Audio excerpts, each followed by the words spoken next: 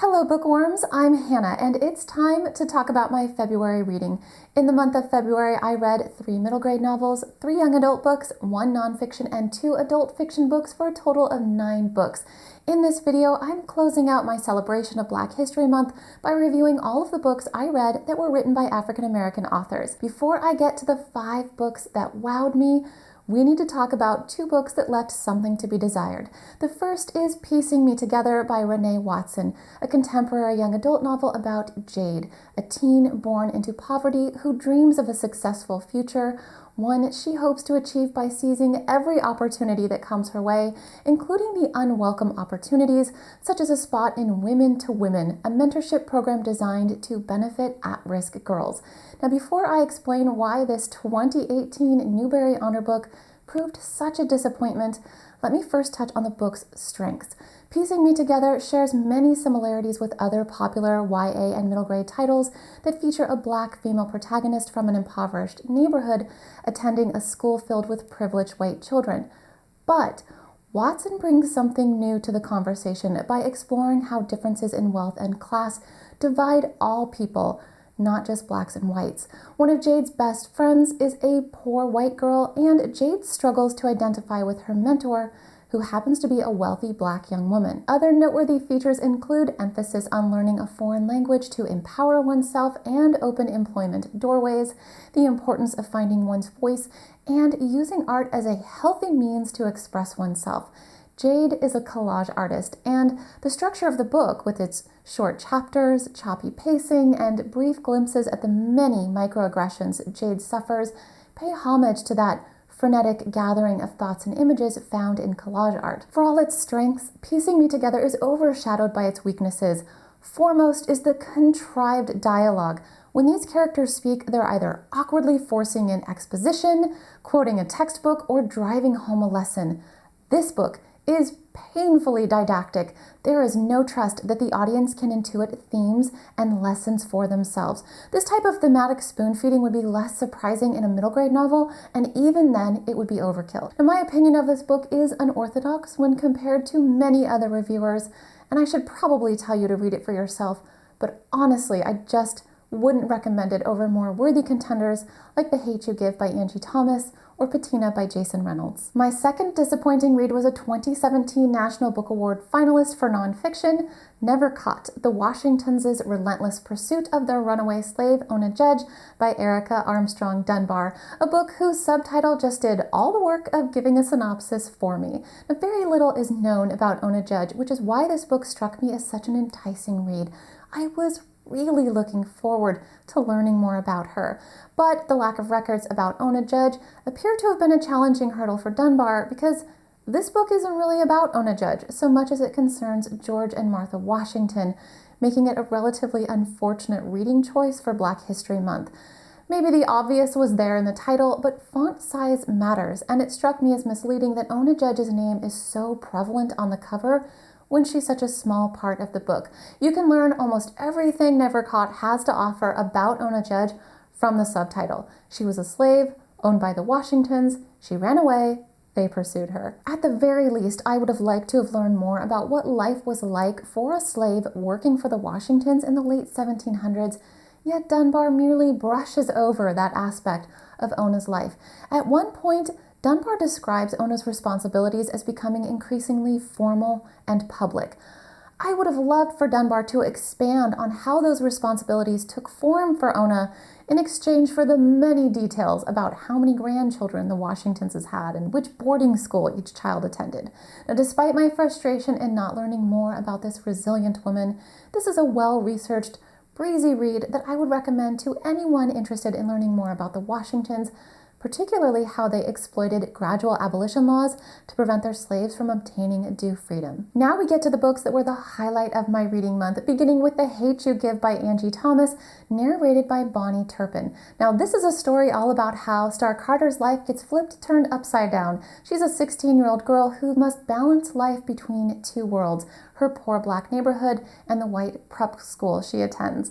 Her problems escalate when she witnesses an unarmed friend get fatally shot by a police officer. What surprised me about this book is that Star getting justice for her murdered friend doesn't always come across as the book's central focus.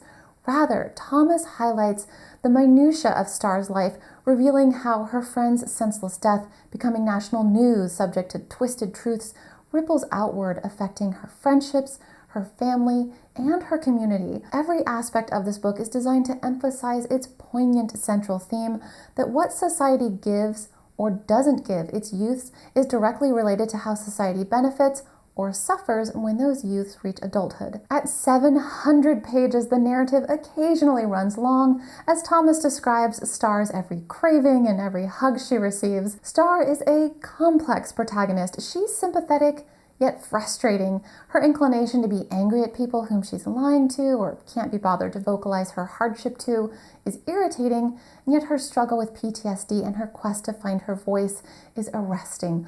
Ultimately, her first-person narrative is funny, her voice is authentic, and her pain is immediate. For the record, Star's dad, Maverick, is my favorite character.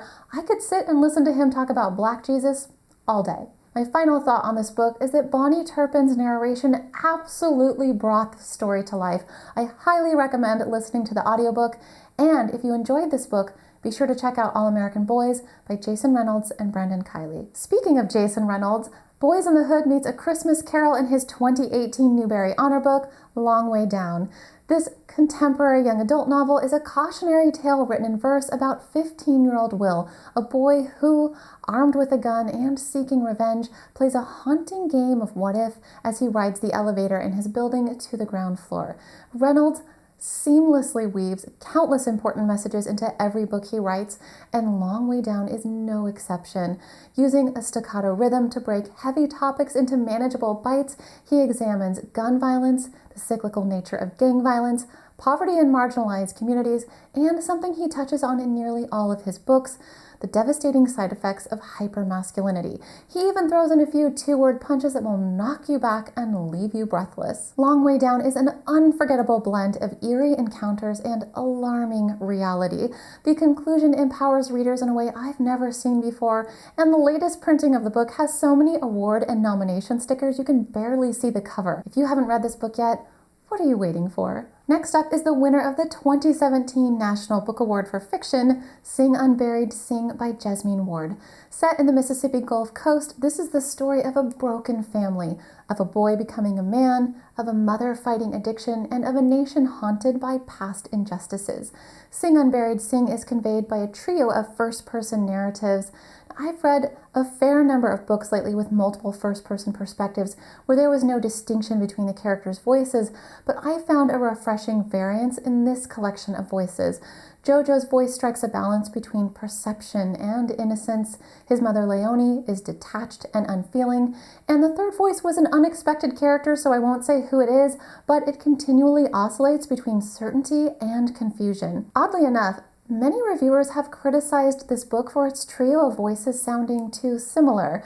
That likely stems from Ward's affinity for embellished prose. All three characters rely on rich imagery and evocative language. Jojo, in particular, uses metaphors and similes that far surpass his maturity level. That type of sophisticated, ornamented voice in a 13-year-old would never fly in a children's book, but we tend to let it slide in adult fiction. Some would describe this book as too purple, but I found Ward's prose enchanting. This is anguish, mysticism, and history all bound in one luminous book. My only real criticism is that the abundance of similes about dry earth, cracked soil, parched land, Mississippi mud, and the seemingly endless descriptions of a toddler vomiting gave the sense that I was reading the same short story over and over again. If you enjoy sumptuous prose, magical realism, and weighty symbolism, don't miss Sing Unburied Sing. Second from the top is an enlightening book for middle graders, Little Leaders, Bold Women in Black History, written and illustrated by Vashti Harrison, which turns the spotlight to 40 remarkable Black women in American history who defied oppression, followed their dreams, and incontrovertibly changed the world.